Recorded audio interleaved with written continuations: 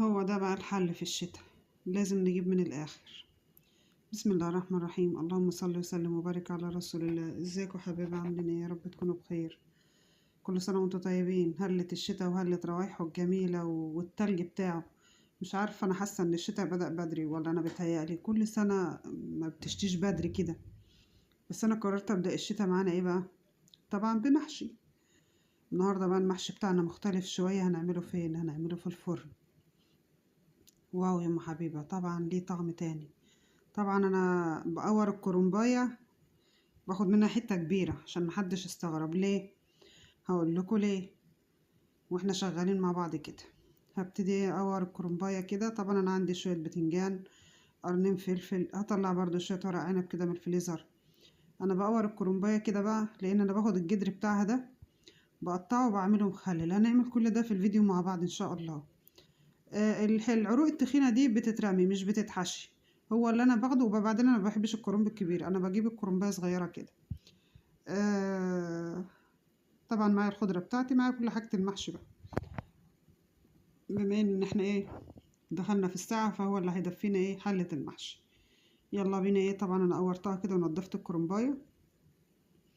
عندي بقى ايه بصلايه كده نعمتها، وعندي ده وش الشوربه. يعني ساعات البط بيبقى سمين شويه، فبشيل الوش بتاعه ده كده بحطه ايه في علبة عندي في الفريزر، بعمل منه المحشي أو على أي صلصة بيخليها حلو.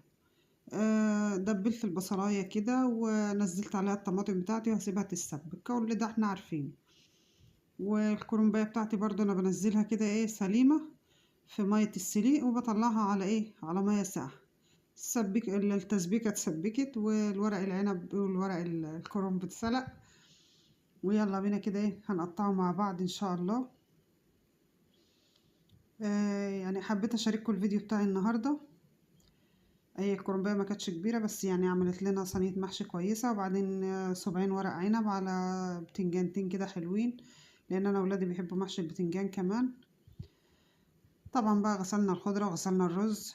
نعمت الخضره، عايزه تنعمي الخضره حلو جامد كده ماشي بايديكي بالسكينه. لو السكينه بارده بعد ما بتخرطيها بالسكينه اديها فرمتين بالمخرطه، هتنعم معاكي وتبقى جميلة كده. لو بتحبها ايه خشنة خلاص عادي. نزلت عليها بقى الصلصة بتاعتي، حاطه لها بهاراتها بقى، حطيت لها مع شوية سكر كده، ملح، بهاراتك اللي انت بتحبيها. انا مش بحب احط كمون قد كده على الاكل بصراحة، اكتر من السمك.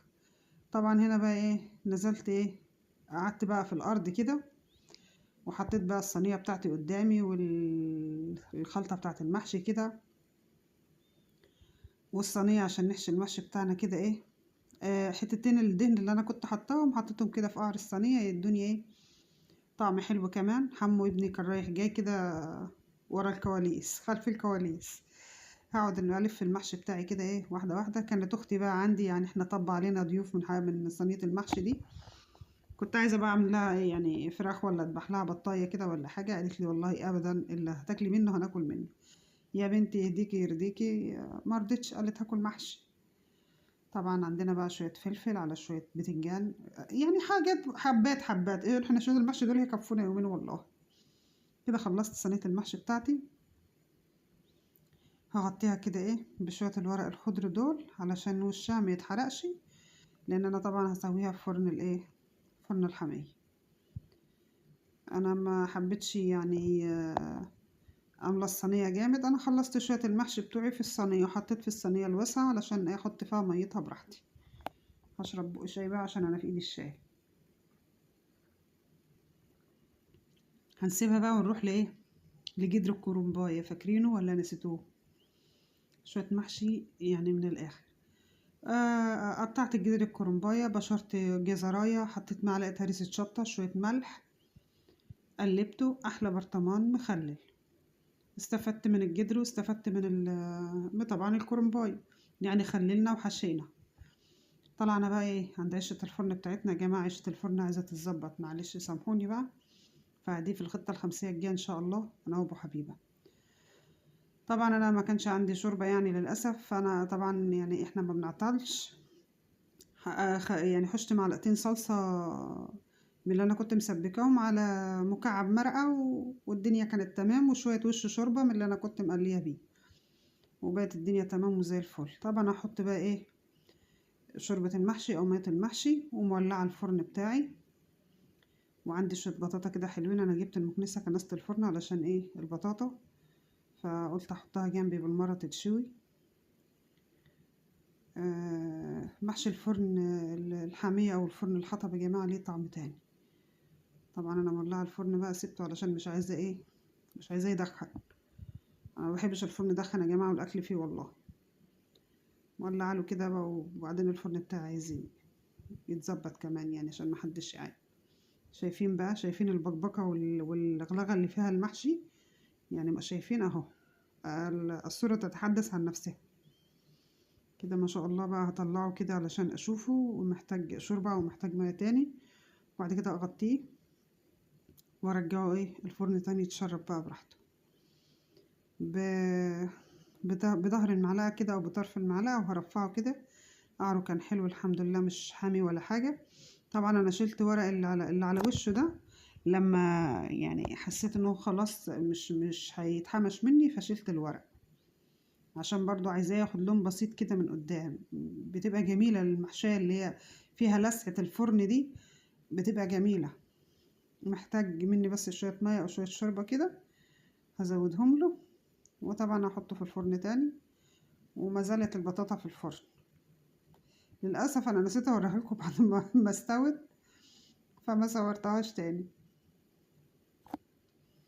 لأن زي ما قلت لكم كان عندنا ضيوف، فاحنا الضيوف يعني لما بيبقى فيهم أطفال عيال أختي، فبيبقى عندنا مهرجان في البيت.